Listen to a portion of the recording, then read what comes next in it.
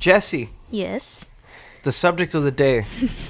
Stress. Stress. Stress. Stress. Frustration. Frustration. Anger. Bloodlust. The desire to murder somebody. Tad. Yeah, we're just... so, it's a big day for you today. It is a big day. A huge day. Mm-hmm. Yeah. You released a song recently. You released a song on Sunday. Yes. And it sounds great. Okay. It's a fucking banger, dude. Thank you. We did it. It's our banger. It's our banger, dude. It's our banger. Yeah, I'm excited for today. So today we're releasing the video. We're premiering it. It looks so fucking nice. At release party. Jesse's like doing dance moves and shit, dude. She looks like a fucking G, dude. Oh my god. She showed me and I was like, what the fuck? I don't know you could dance like that, dude. She got the skills to pay the bills, baby. So yeah, it's gonna be a really fun, exciting day.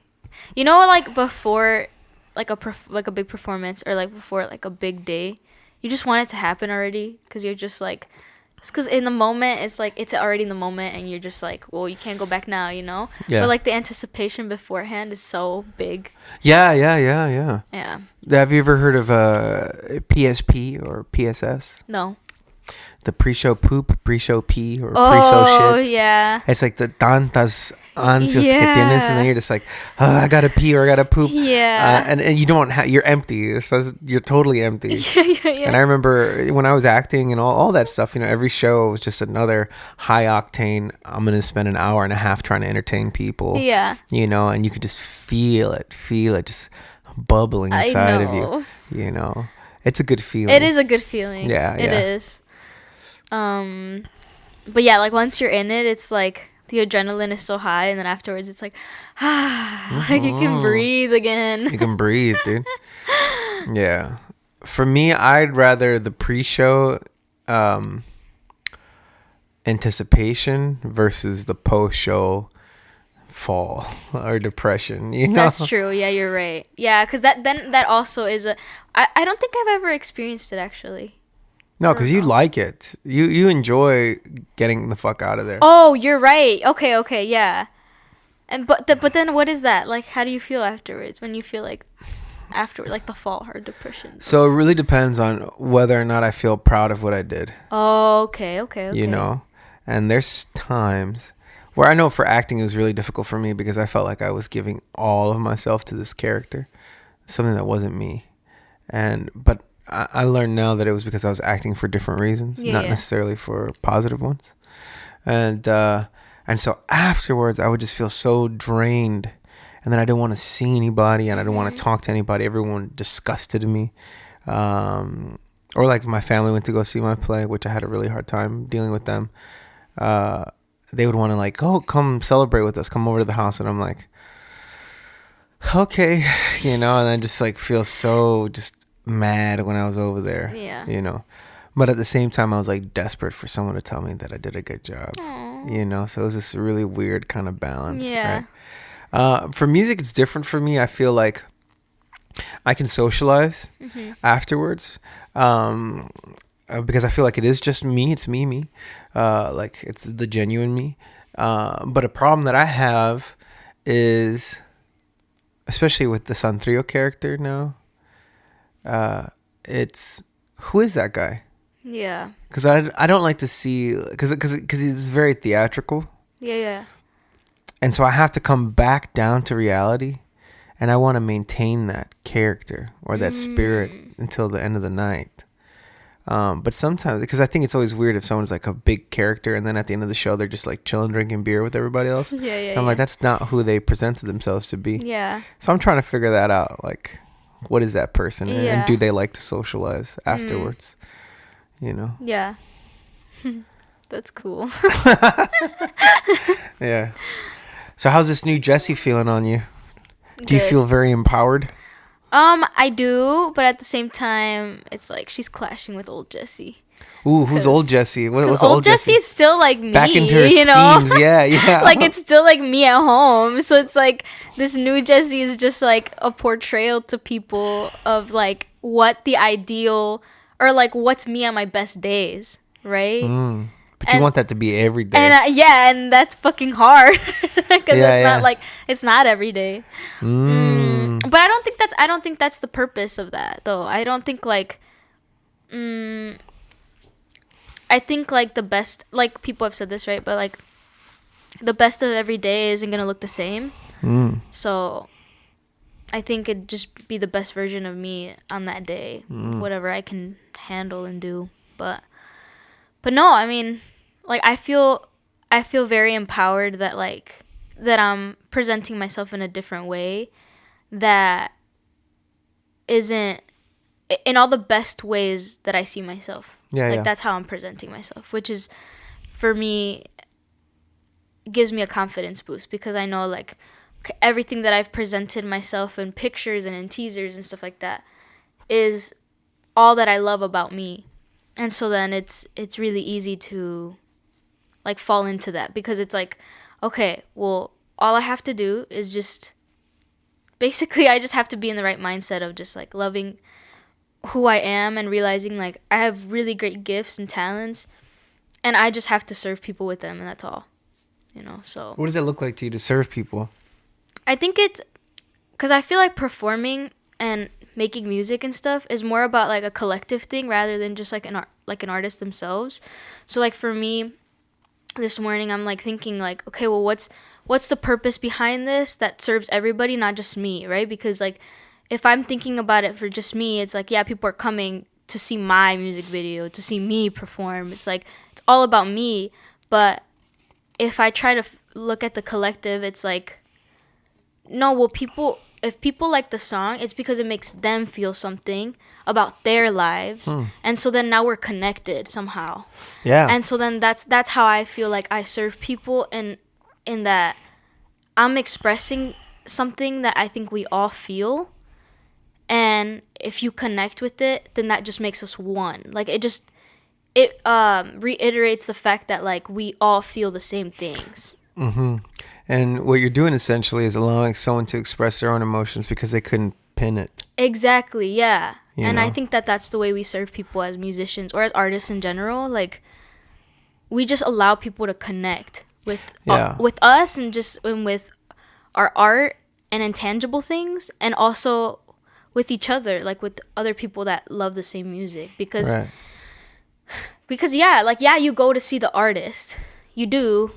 There's like an idol there, right? But like in reality, it's not really them. Like they're not the ones that make you feel a certain way. It's the music or whatever they do that makes you feel a certain way. Right. So yeah, I think as artists that's like the service that we give is some sort of like connection and feeling that they wouldn't be able to understand or like or pinpoint otherwise. Yeah, pinpoint, because I think people understand it because they understand it when they hear you say it. Yeah. You know, but I think it's like about articulating and or having the courage to articulate it. Yeah. I know that especially for Sentimientos, I know that was a very interesting journey when it came to writing the song. Yeah. You know, because I think there was a lot of frustration and anger that you were feeling, and you know, we kind of tapped into it on our first run of the song.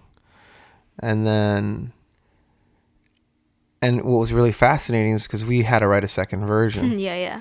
And when we wrote that second version, we had to really dig deep And into some truths. Yeah, and then the fact that it's like they were parallel songs and that there was anger in both of them. Yeah. And frustration in both of them.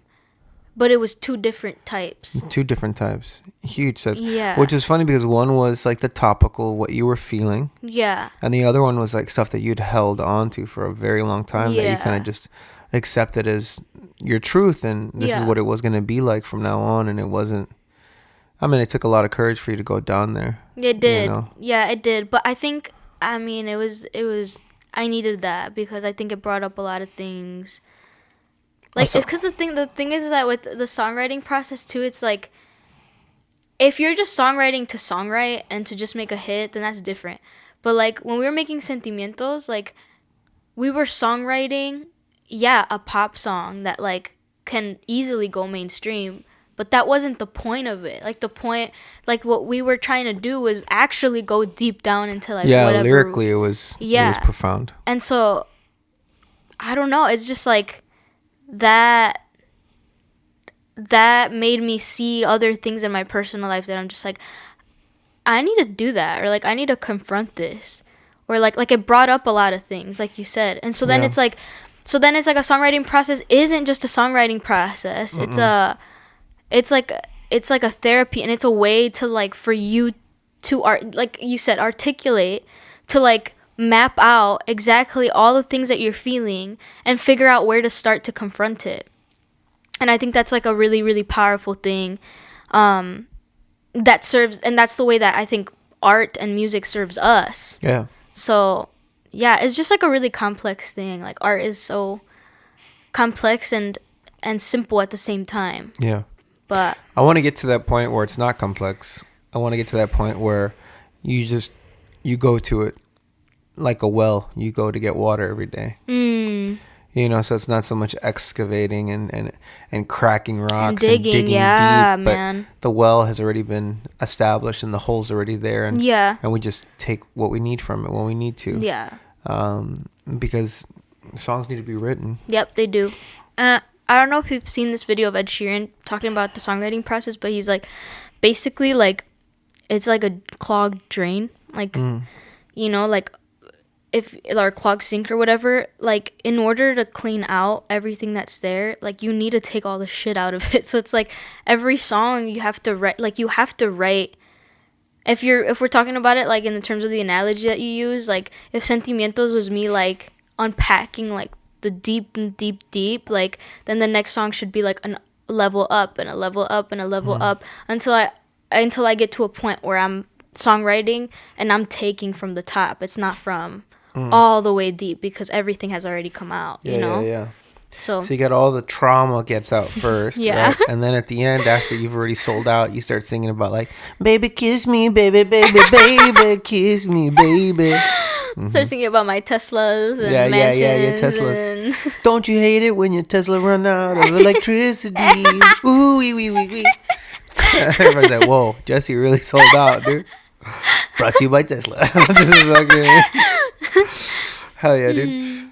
It's wild. I've been having real big issues with certain songs I've been listening to, and understanding that like TikTok's so like fucked right now in regards to art. So Betsy was listening to this one song, the song that goes, I am woman, I'm a Oh yeah, I hate that song. So for me, I heard it and I was like, okay, lyrically it's funny.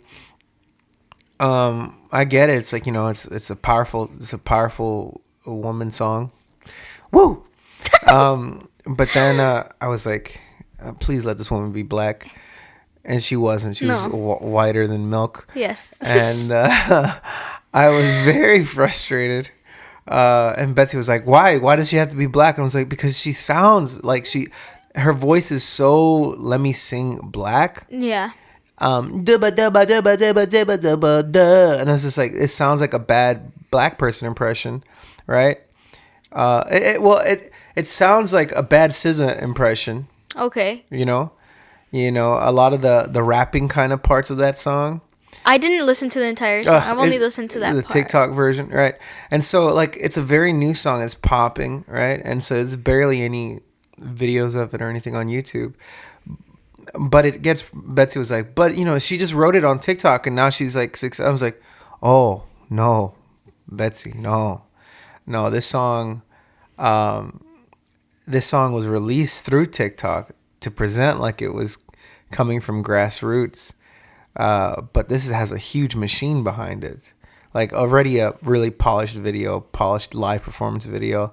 All these things that are lined up. Oh, they're already there? Oh, they're already on there. Like it's been out for a month now, And so it's like this whole thing. And like, there's another example. This woman, wrote the ABCDEFU song. Oh, yeah. That's another song that was, for example, I mean, both of these women look the same, by the way. Both of these white ladies look the same, bro. It's wild. They look like little Kesha rejects. So essentially, right? It's so goofy because this woman is like, hey, what song should I write? What song? What should I do for my next song? And then somebody comments, you should do something with the alphabet. And she's like, okay, cool. And then she puts out this song that she wrote with the alphabet, and it's like a fucking banger. And you're like, holy shit. And everybody's like amazed by it. But then you see the person that made the comment, and the person that made the comment works for the label that this woman was already signed to. And you're like, And so you're like, this thing was already presented as something that it's not. Yeah. Right? Because Lil Nas X ripped open TikTok and became a huge star. Right. Right? And people are trying to emulate that, or Yeah. trying to not even emulate it. They're trying to replicate it, like trying to make it into something it's not. And so I've been really frustrated with the way music's going. I know I sound like an old man. I'm like, TikTok's supposed to be for the artists, but it's all goofy. I for me, I don't mind any new music. I don't care what the fuck, man. Yeah, go for it. Fucking vibe out in the way that you need to vibe out. But don't lie to your audience. Oh, like if you just had written it out of nowhere when in reality it was fabricated. Yeah, exactly. Well, it was already made. Yeah, it was yeah. Like, it was prepackaged. It's a tightly written song that like 3 people probably put their minds to get done. But it was made presented as a way that she was like just in her bedroom and thinking about this amazing talent that was just misunderstood for the few years that they've been doing this thing. And now, here's their chance. That's crazy. I didn't know that. Yeah, I did not know wild, that. Dude. Yeah, the I Am Woman song, I just don't like it because it's just like so overplayed. I'm just like, oh my god, so annoying. And then it's also annoying. Like, I'm sorry, I'm gonna get canceled by women, whatever. I don't care. Like, I think it's so stupid. Like, it's just like, I am woman, I am fit. Like, I don't know. Like, it's. And I'm like, yo, okay, chill, dude.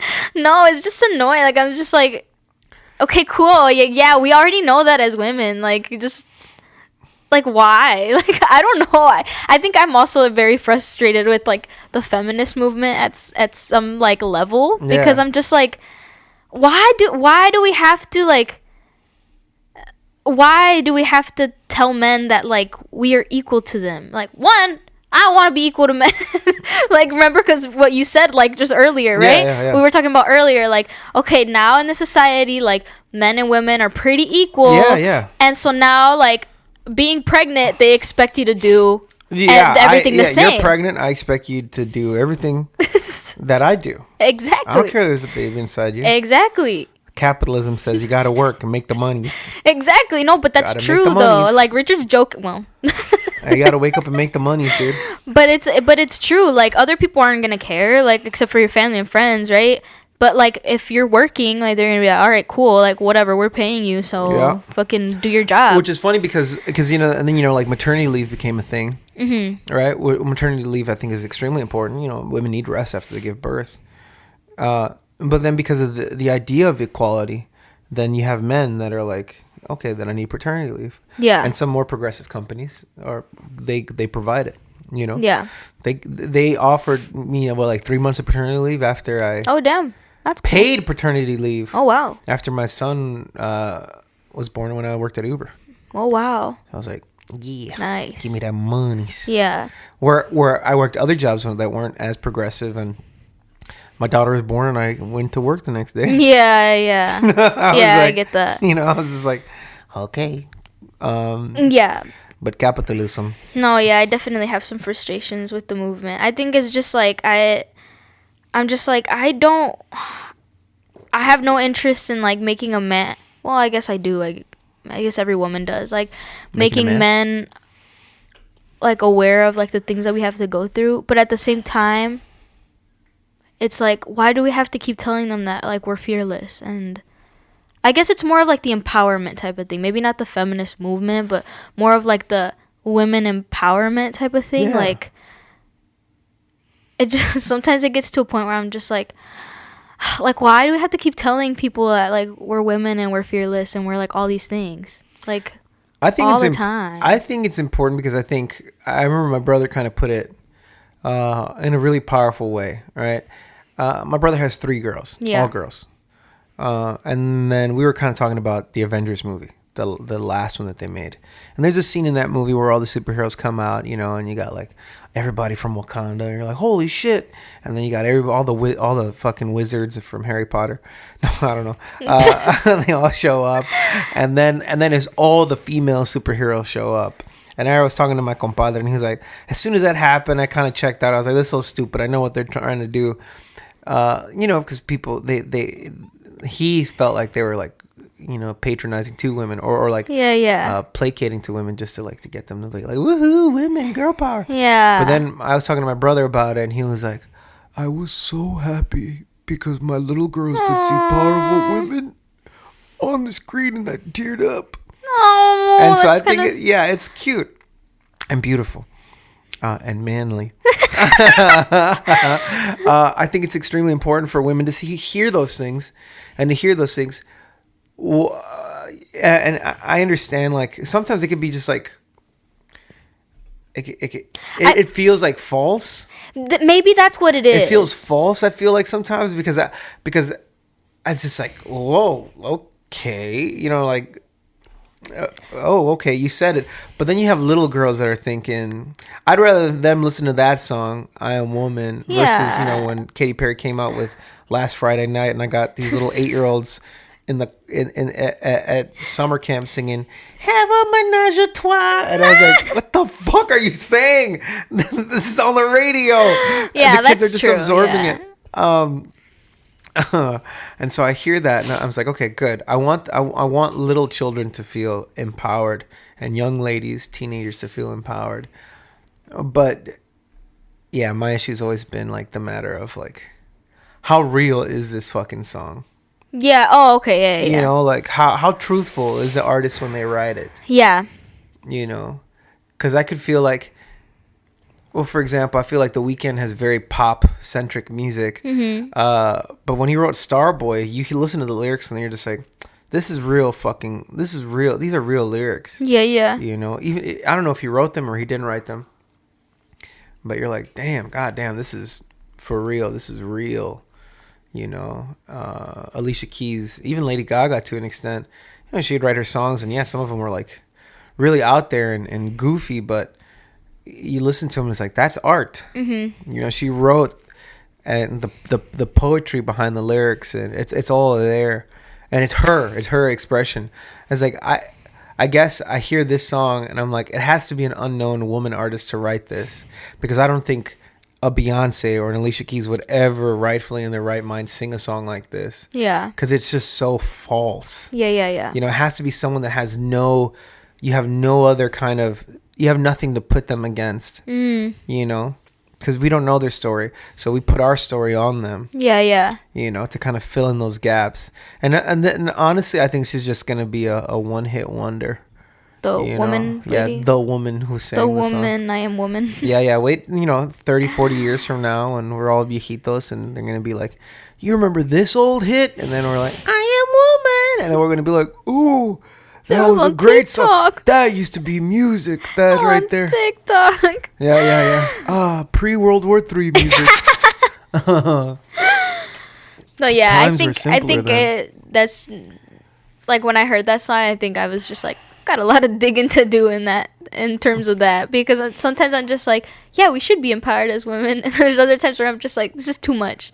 It reminds me of my sister when she was like telling me how, like, she's like, I'm tired of my mom and dad always thinking like I'm the baby of the family. She's the youngest, the baby of the family. I'm tired of this bullshit. You know, like I'm a grown woman. They got to stop talking to me like that. And then we went to go get gas and for her car, and then she's like, Gio, can you fill the car with gas, please? And I was like, what the fuck? What are you talking about? I thought you were a grown-ass woman. Yeah. But, you know. Yeah, that's where it gets, like, tricky as women, too. Because, like, sometimes we're like, we don't need no man to do this. Or, like, we don't need, like, those, you know, like, we don't need to show anybody we need them. But then it's like, no, I need you to know that this is what I'm fucking going through. I said, we don't need no men, but honestly, men, stop being men because you guys are disgusting. Yeah. I'm like, whoa. Yo, we could be equal, but don't be fucking with us now, dude. No, it's all like a very sensitive thing. Yeah. I think we will always have those differences. Yeah, all the time. I feel like sometimes things are getting blended right now. We're at that point in our Yeah. lives, or point in this society where the idea of like gender norms are kind of getting blended. But I do think that these have been established for thousands of years. Like Yeah. what we do in our society. That we'll see how it turns out. I think birth control is huge for women. Yeah. You know, the fact that they can control when they want to have a baby. Mm-hmm. That changed the game. Yeah.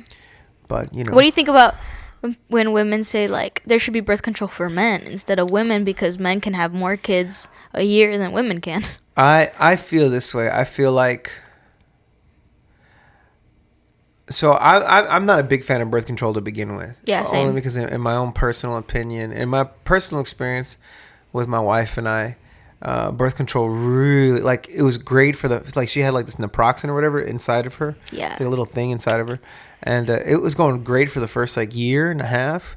And then the latter half, when that shit started decaying, it really just fucked her up, and she I know. got in these crazy ass fucking mood swings, and like so much so that she was like, I don't know what's happened, like I don't understand, and we were like, it has to be that, it has to be that. We got it out, and she was fine. Yeah.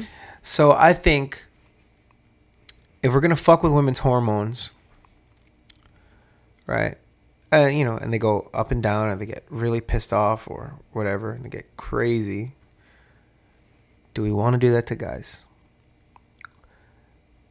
Guys who can murder people. You know what I mean? Yeah. If a guy's hormones are going all off the rails, guys have strength that women don't have, honestly. Yeah. You know, so like, would you rather have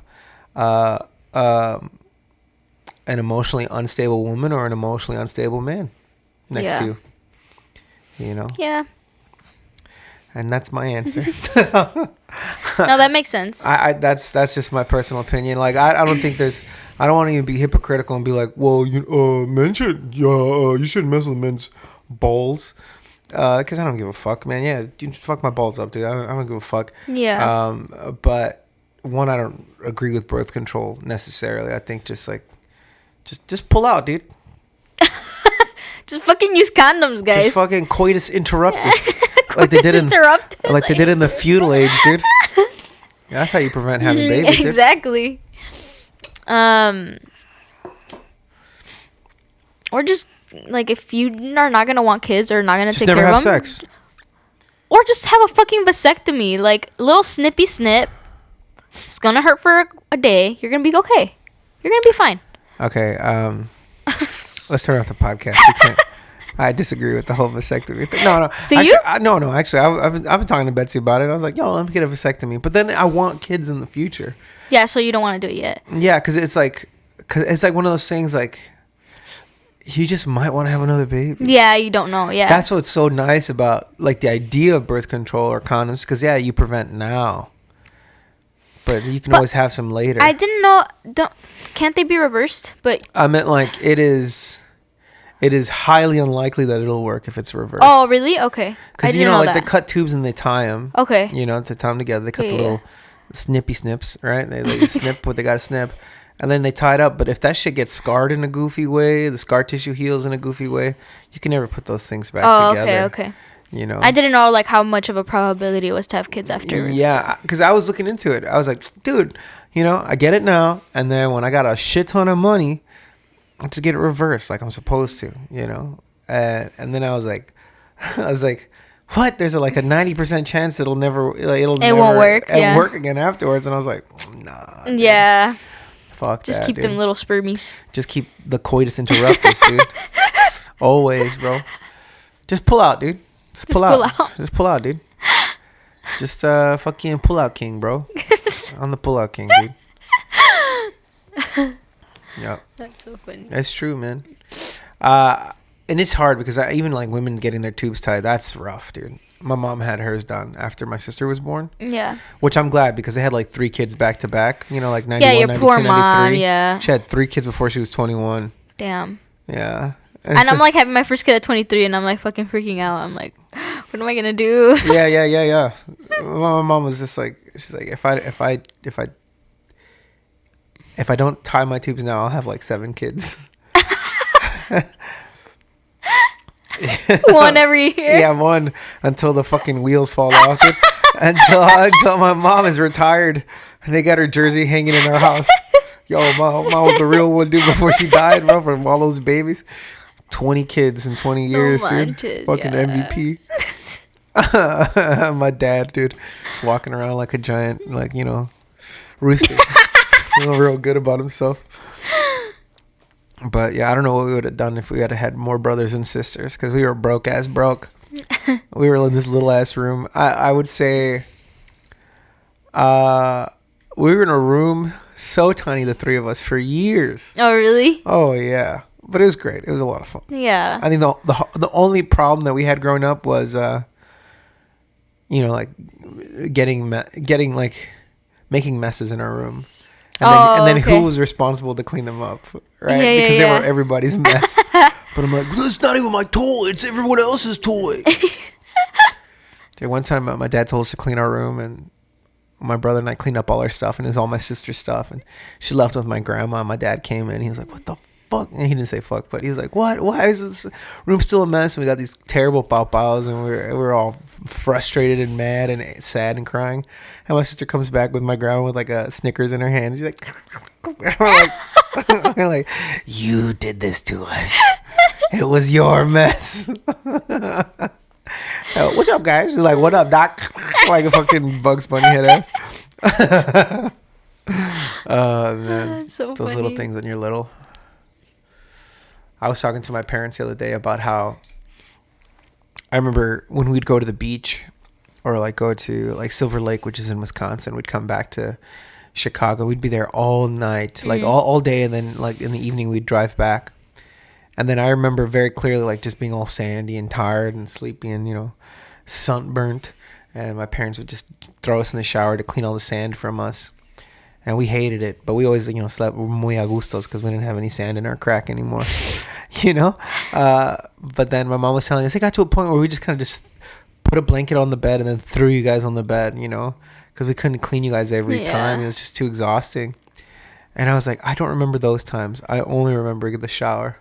And I was like thinking to myself, I was like, how often does that happen? That we only think about one specific moment, and then here we are understanding life in one way. I had no idea that my parents eventually just kind of gave up on that. I thought in my head funny. They always did it, That's so crazy. Yeah. It's interesting. Yeah, I have like a really good memory of like my childhood. Like I remember a lot of things. Like I would say from like since I was 3, and I feel like that's like pretty like small. Pretty early, yeah. Yeah, but I remember my 3rd birthday. But I don't know. I remember a lot of things, and there'll be things where I'll tell my mom like, yeah, remember it was this, and then there was this person, and he was getting ready here, and then we went over there. My mom's like, how do you remember all of that? Like I barely remember that. I'm like, I don't know. It just stuck to me. Like I have visions of that like in my head. Like I've pictured memories. I have very, very specific memories of my life, and I tell people, and they're like, "What? Yeah, that didn't happen." I've met a lot of people that are just like, I can't remember a lot of my childhood, and I'm like, dang, that's crazy. Damn, you were abused. Damn, you got trauma. Damn, dude, you must have got fucked up, dog. And they're like, no, did I? I just start gaslighting them. Oh no. What's one of the most profound memories you have? Let's start with positive ones. Positive. You're like none. I guess just like my family coming over every weekend to my mom's house in the summer, and all my cousins would be in the front like playing like basketball, and because at that time my mom's house was the biggest house. Everybody else lived in Cicero, so everybody would come to the suburbs, and they would use a backyard. Yeah, she was like the ballin' one, right? And then so yeah, she'd like make parties outside, carne asada, like every weekend, every single weekend. Every weekend, yeah. wow. Well, that's how I remember it. Again, that's how I remember it. I don't even know if that was every weekend. But that's how I remember. It was every weekend, and we had this neighbor like a couple houses down. They were these chinitas, and they would come and like hang out with us. And one like fell in love with like my cousin, and like ended up giving him like a note. Yeah, before he like left back to Mexico. It was No. it was just like, yeah, it was like so cute, whatever. But yeah, so that's like one of the profound the positive memories that I have when I was younger. Like just summer days, summer nights, like Good, yeah, good good summer days and times. summer nights. Such wonderful Yeah, especially when you're memories. young. Yeah. Oh heck yeah, dude. I would ride my bike everywhere, like all day, all the time. Like to the point where like your knuckles, when you go like that and they hurt. Like, Yeah, because here. they've been like, your hands have been stuck Yeah. in that position long enough. Yeah, but they would hurt all the time. But what about you though? Uh-oh. I just realized this was unplugged, Oh. but it's not. Oh shit. Oh Sorry. shit. Oh, it's on the other side. Yeah.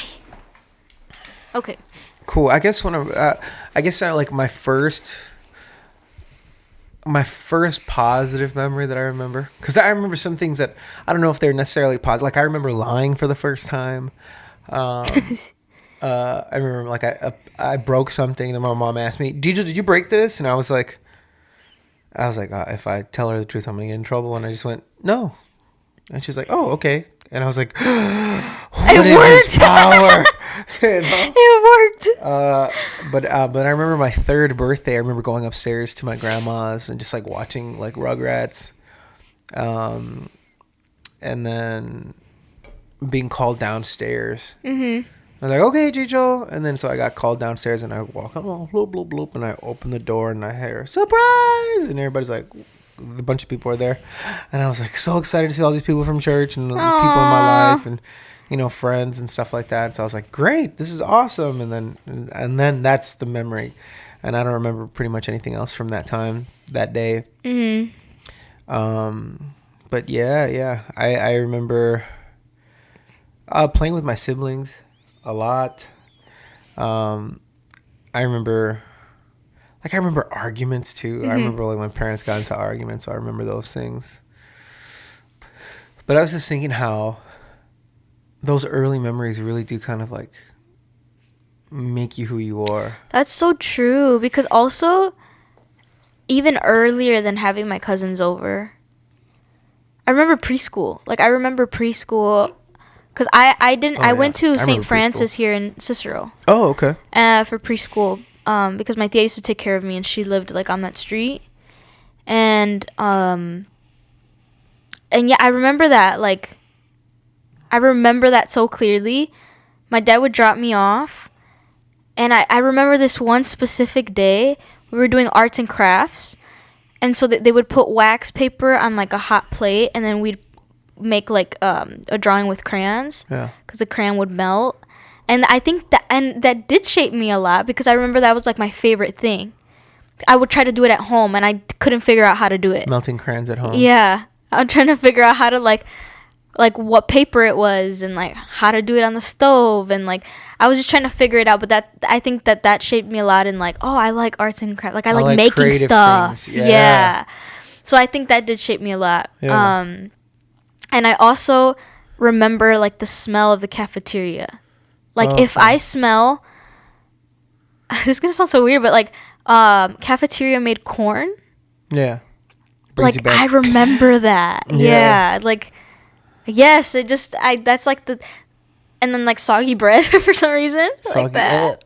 So disgusting. But I don't know. That's like I remember that specifically in preschool. That's funny. I remember my first day of preschool, walking to school and having a backpack for the first time and feeling like a Ninja Turtle because I had a show. You know? And I was walking to school with my uncle, who's 8 years older than me. So he's like the coolest thing ever, cool. Right? So I was just like, holy shit! This is he was like, what, 12? Yeah. So I was like, oh, we both got backpacks, And he's super excited because I was basically like his little brother, or like pumped. And then I get to the preschool, and Miss Joanna was like talking with my parents, And I was like, this is nice. There's a lot of toys here.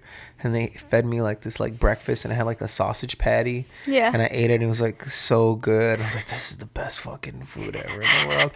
And then I remember Miss Joanna saying, okay, Richard, all right, time to come over here. And I remember, because everybody called me Jijo at the house. I knew Richard was my name. Yeah, yeah. My dad would call me that sometimes. But I heard Richard, and I was like, yeah. Okay. Like, we never spoke, but she called me Richard, and I was like, Okay. yeah, we're fucking vibing, baby. Just like, and then in preschool, there was this girl named Annabelle who I was like obsessed with, because she always wore little dresses every time she came to school, always like moños and real pretty. And every time I saw her in preschool, I'd just be like, oh, and I'd faint on the floor on purpose because she was so beautiful to me. And then all my friends would pick her like, oh, they'd like oh my gosh, you'd always be so dramatic. I would always faint on the floor for girls. If there's a girl that I liked in school, I think I did that till like 4th grade, where there's a girl who'd be like, so funny. and they were just like, stop it. And I was like, I love you. I was a big like fucking flirt since I was a little guy. And then I remember one time in preschool, I remember it was so weird. I remember someone was like, Richard, and I turned around, and when I turned, something like a pole, I don't know what the fuck the pole was doing there, and it fell, and it almost hit me. No and then when I looked way. around, nobody called my name. Nobody was even looking at me. Oh my god, that's so weird. Yeah, I was like, what the hell was that about? Dude, You you know? be meeting angels your entire life. Yeah, I like got that one angels. guy that like grabbed you, or somebody that pulled me. grabbed. Yeah. Yeah, dude. Dang, that's crazy. I don't Yeah. think I've ever had an experience like that. No? No, where like I feel like somebody touched me and it's not nobody, or like I hear somebody say my name and it's not. Yeah. No, I Yeah. don't think I've ever had that. It's either angels or really nice ghosts. Or it's me from the future. Yeah, Richard! multiverse. Yeah. yeah. No! Like in the 4th dimension. Yeah. No! No, Richard, look up! That should be cool, dude. Oh, man. Yeah, but preschool was a lot of fun, dude. Preschool was a lot of fun. Kindergarten was also fun. Yeah, 'cause we you used to take get in trouble a naps. lot in kindergarten. Yeah. Oh, yeah. I remember one time I was so fucking stupid because I tied these kids. This goes to show the way I think, right? I tied this kid's shoes laces together. I'm learning how to tie shoes, right? So I tied his laces together, right? While we were like sitting down for story time, and I felt really guilty because like, man, I shouldn't have done that. So I decided to tie my laces to his. You know the fucking logic of a stupid kid, right? And so we get up, and immediately he's like, "What?" He's like, "Why are my laces tied?" And then I'm just like, just like pretending like I didn't do anything, but my laces were tied to his fucking foot. That's hilarious. And she's like, "Why did you do that?" And I was like, tying shoes. Practicing tying. Oh man, bro. I called this kid corny head and he choked me out. This kid had a real big fucking head, and I remember I had a dream that popcorn was popping out of his head one day. And so the next day I come up to him and I'm like, yo, corny head, what's up, dog? And then he's like, just like, my teacher. That's hilarious.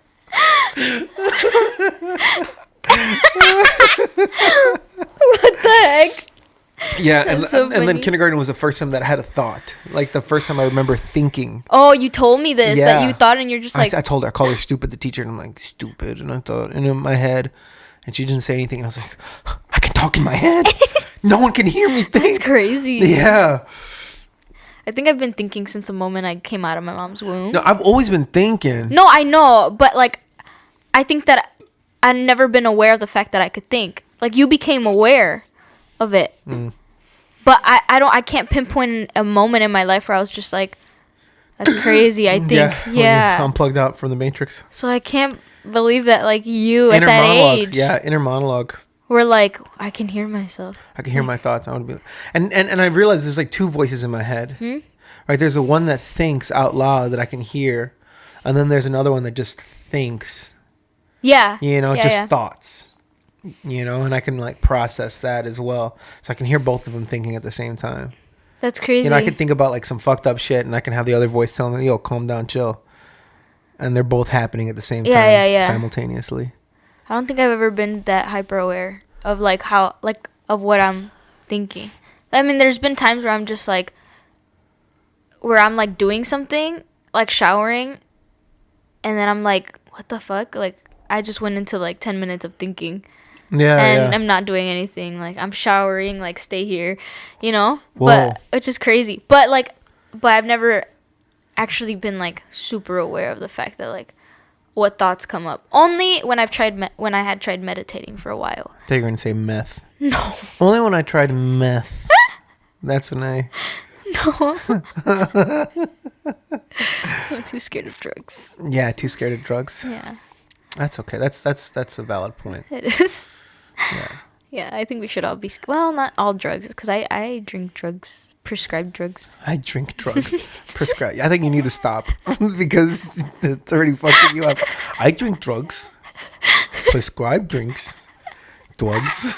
I There's drink a drugs. baby eating my brain right now. No, bro, he's eating the food you give him. Give him tuna. Give him brain food. Dude, my kid loves hot dogs. Hot dogs. I eat a hot dog and he's like, Yeah, he's just squirming in there, doing flips. Hey. hot dog. Oh man.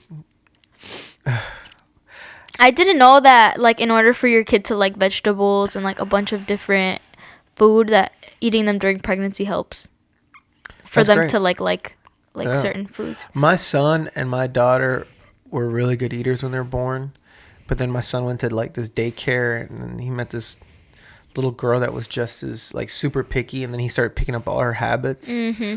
But Rocio, thank God, she still is like adventurous. Oh right, yeah. And Gali, to a certain extent, is adventurous too with this food, but you just have to like convince him that it's good. Mm-hmm. You know, because they were like grossed out by sushi when they first saw it. Like his initial reaction was like, eh! And I'm like, just try it, dude. And he was like, But Rocio was like, ooh, what is that? What is Yeah. this? Yeah, so when Sebas tried sushi for the first time, I was just like, all right, this is like, because, you know, obviously there's like the rolls, but then there's a sashimi. Is that what it is? Yeah, sashimi. Where it's like the fish on top of the rice. And those are my favorite. I love raw, like fish with just a bunch of... sushi is that. Oh, I mean, sushi's the roll? Or No, sushi's that? Sushi's that. Okay. And then The rolls are maki. rolls. Maki are the and rolls. sashimi is just the fish. Oh, okay. I always get that all mixed Yeah, up. I'm yeah. like, I never know. Because there's nigiri, too. What is that? It's sashimi, and then there's, like, nigiri. Or, I don't know how to say it, but, like... Nigiri. I don't not know. sure. But, whatever. Yeah, you get Yeah, what like I mean, though. all our Japanese audience members are like, what the fuck? They're like, anyway. You motherfuckers. So, yeah, so... Sebas tried, like, the maki rolls, but those are, like... You know, like, I feel like those are easier to like because it's, like, there's a lot of things in them, you know? But then it's, like, all the raw fish with, like, the rice underneath. It's, like, it's all raw fish with just rice. So he saw it. He's just like, that's, like, raw. Like, I don't think I'm going to like those. And I was like, just try it. Like, try the salmon one because that one's good, right? Like, because I like that one. I was like, just try the salmon one. Just dip it in soy sauce. It's going to taste good. And then, yeah, he tasted it. He really enjoyed it. Yeah. Those are my favorite. Like right now, like I wish I could just dunk a piece of raw salmon in like soy sauce and just That's so good, dude. and just eat it Betsy all. and I, our first official date was getting sushi. The first time she had it, Yeah, took her. Yeah, I love sushi so much. I know it's so good. And my kids love it. They're like obsessed with it. Good. Yeah, sushi's really good. Right. You know that my favorite appetizer at a sushi place is gyoza, the little like pork dumpling. Oh yeah, things. yeah. Those are so good. Oh yeah. Those are so good. Or there's this place by my mom's house that has fried green beans and jalapeno bombs. Those are so good too. There's this really nice dumpling place in Chinatown. Where you can get like steamed dumplings or fried dumplings. You're gonna need to tell me Yeah. where that is because I need to go. Yeah, and they like that's all they do. That's all they do there. So, like, Yeah. salads Oh my god, I want to and go one day. dumplings. Just get that, get dumplings, get bubble tea, And make a and fucking day mochi. out of it, dude. Yeah. I had a recent experience. I went with Gadiel because I kind of just took him out. I spent so much time like kind of like mentoring and guiding all these like young men over there at my job. Yeah. And so I was just thinking about my boy. I was like, here I am getting stressed out because sometimes I give these kids advice or, I'm trying to guide them and they don't do what they're supposed to be doing. And I get it, right? And it takes time for these things to work. But then I was like, well, there's one little boy that God has put in my life that I'm supposed to be working with no matter what. And that's my son. And I haven't been doing that. And so I went to go take him out. And I just told Betsy, I was like, yo, I need to see my boy. I just got to spend time with him. And then we went on a walk. Like we parked really far from Chinatown. And we started walking over. And it was just a really great experience because then I got to talk to him. First we started making jokes, right? Because my son loves cracking jokes. And then we started talking about school. And, I could see how he's like organizing his life, even as like a first grader. He's like, yeah, I like to hang out with the smart kids only because, they're smart. And, I don't like to hang out with the dumb bad kids because they don't do any work. That's what he tells me. And I was like, good. good. I'm really happy. Because I've told him that before. I'm like, you find the smartest kid in the room, make him your best friend, dude. Yeah. You learn so much from kids like that.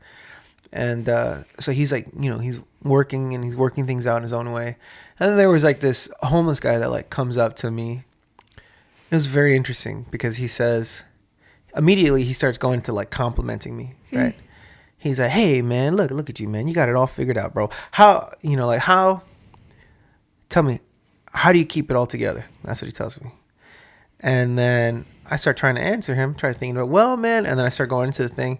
And then he interrupts me. Right? He interrupts me. He's not really trying to get an answer from me. And then he keeps like complimenting me and really trying to tell me his story and trying to pinpoint. Like what he's trying to do is trying to show that I'm a good guy and then get something from me because I'm a good guy. Yeah. Right? So then he starts saying things like, if you were to help me, why would you help me? Right? Before he even asked for help. And I said, well, I don't know, man, because, and then before I could even answer that, he's trying to like, no, you don't understand. And then he's like going into these things.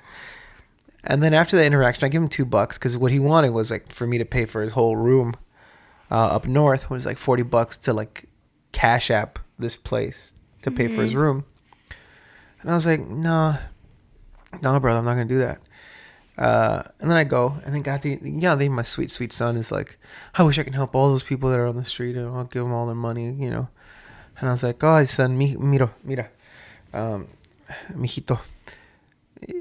Notice a guy that was being super, like, he's being nice to me, but he wasn't really needing my advice or help. He wanted something from me, and he was a very smart man, so he's trying to take advantage of me, right? I was kind of pointing out to like how aggressive he was. He's, you can still be aggressive with a smile on your face. I was kind of just pointing out like, you see how he kept interrupting me. He didn't really want my advice. He was really after something, and he was making this big spiel to play to my morals. And I was like, what a great opportunity to kind of share with my son. Live life with him. Because he started pointing, it was so funny because he was like, hey, look at your son, man. He's going to just absorb everything that you do. And so like immediately he's like, he wants me to tell my son he wants me to represent to my son that I'm a good guy. Yeah. Which is interesting. It's a whole psychology behind it, It's so crazy like how. Yeah. And I told him how he did that. Yeah, how he did that. And I told my son, I'm like, hey, if someone really needs help, because I've literally bought food for people. I'm like, if someone's hungry, buy food for them. If someone needs to take the bus, you could buy their train ticket.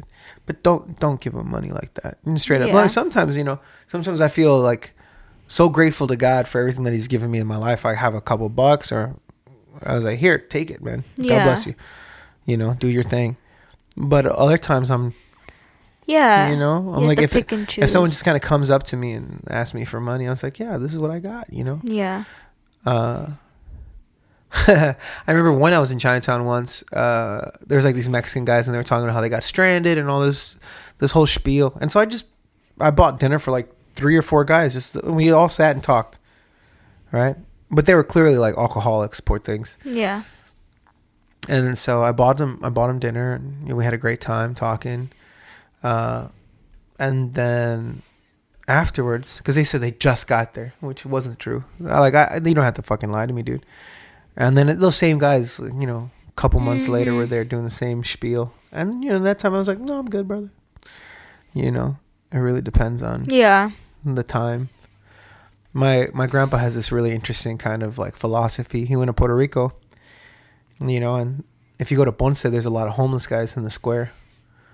They're always asking for money, and he always brings like a bag full of quarters, gives 1 quarter to each guy. Cause he's like, I don't care if they're really homeless or not, but if they ask me for money, I'll give them a quarter. Mm-hmm.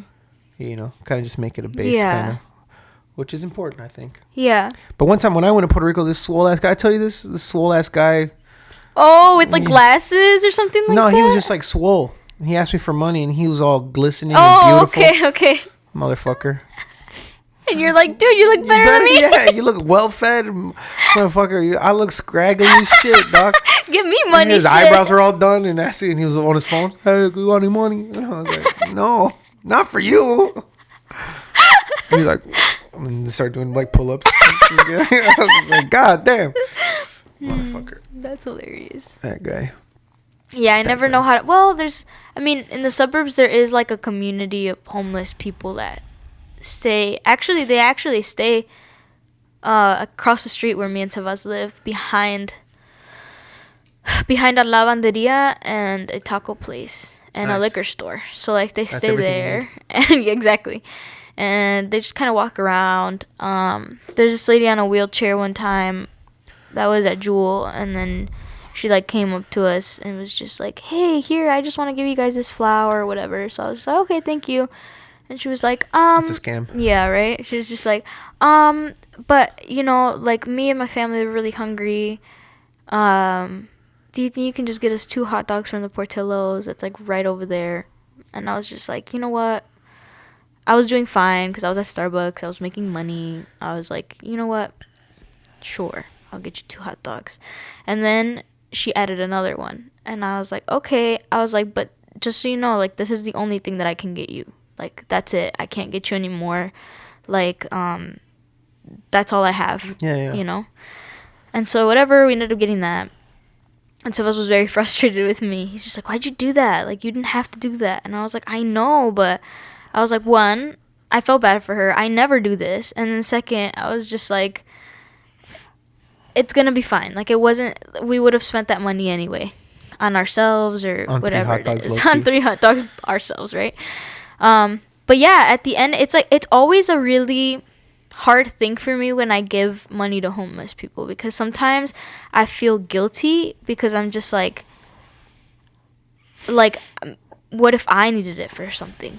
Like, so I sometimes feel guilty because I'm just like, because that's, and like low key, like I think I get that from my parents, because my parents were always just like, well, no, you have to keep that for you. Like, you can't be so nice to people. Like, you have to think like they're not the only one suffering. Like, you also need to take care of things. But then for me, it's just like, yeah, but I'm not suffering as much as them. So I'm always like kind of like in between two mindsets Yeah. of like, of being like selfish and also being selfless. So it's like, it's those two like battling each other every Yeah. time that I like try to figure out in my head in those 10 seconds that I have to either decide whether to give to somebody or to Yeah. not. Yeah. And so it's really hard for me because I'm just like, like I wish I could give you everything, but I can't, because like I'm struggling too. Like, but I know that you're fucking on the street and I have, Yeah. I have a house, but like at the same time, it's like, I can't, it's not just something that, and then there's also this thing where it's like, you see one homeless person and then you see another one and you're just like, fuck, well, I gave this person this, and like now I feel bad because I'm not giving this to any, Yeah. I don't know, it's just like, I wouldn't stress out so much about it. It's about whether or not you want to give. Like I think that's just that's what it breaks down to. For me, I kind of think like, I've heard things, oh, they want to be that way. That's the life that they choose to live. And I'm like, that's true. Because like if you're an alcoholic, that's, you want to be on the street. Trust me, like I know these people. Yeah. I've talked to I had these conversations. And I've had conversations with my brother too. Because he works at a homeless shelter. So he's with these people all the time, right? And so like sometimes this is the life that they choose to live, or sometimes they're really like down and out, right? They're trying to get things figured out. But I think if it's in your heart to give, then give. Yeah. Never feel guilted, like never feel like guilt tripped to give, right? Yeah. at all. Never. I would also try to lose that mentality that like if you give, that's money for you now. That's now gone. That's like because if you struggle with that now, it's going to be even harder when you have kids. But like the reality is like, what's a couple dollars? Yeah. You could spend that money. You spend that Everywhere. money on haircuts. Yeah. Like, but what's like $12 in a year? Because how often are you really giving? Yeah. Like if you give $1 a month, Yeah, it's like $12. $12. Yeah. You know what I mean? And if you give more, 24. If you get two, think about it. What's $24? You make that. You make that in a day, and you just give it away. Yeah. That's nothing in a paycheck. Yeah. Right? And especially because times are so fucking hard right That's now. what the fucking government takes away from you, and Yeah, not yeah. even like more than that. Yeah. In your paychecks. Exactly. And so just remember that. I would always just like give from the heart, or just if you have a couple bucks on you. It's a little harder for a lady, I feel like, maybe because they feel uncomfortable. There's always that threat of danger if you like just kind of like go open your car window and give it to somebody. Yeah. But I always carry a little bit of cash on me, and if I got a buck, yeah, I'll take it, bro. I don't need it. God is so good to me, man. I got everything I ever needed, and I'm happy. No me cuesta nada. Yeah. And I know that what comes around goes around. Like I've given the clothes off my back to people because I'm like, they're cold. Yeah. Hey, you need a scarf? Take the scarf. Yeah. I got my jacket. I remember taking the train. Dude just came out of jail, so he got arrested in the summertime. He was released like 3 months later. Oh So my it was gosh. in the middle of winter. So he only had a t-shirt on taking the train. I was like, bro, take my jacket, my guy. I had a sweater too. I had a sweater and a jacket. Take my jacket. Take it, dude. Hope your life gets better, man. Love you. Take care. God bless you. Mm-hmm. God is good. Yeah. I'll always have what I need. Yeah. What did they say? God, he gives housing to the sparrows, and aren't you more important than a sparrow? Yeah. So. That's true. Yeah, what goes around comes around too. Yep. No, pues, manita, ya es la hora. A good way. Yep, it is. Guys, yes, it we is. love you. Love you guys. See you next week. See you next week.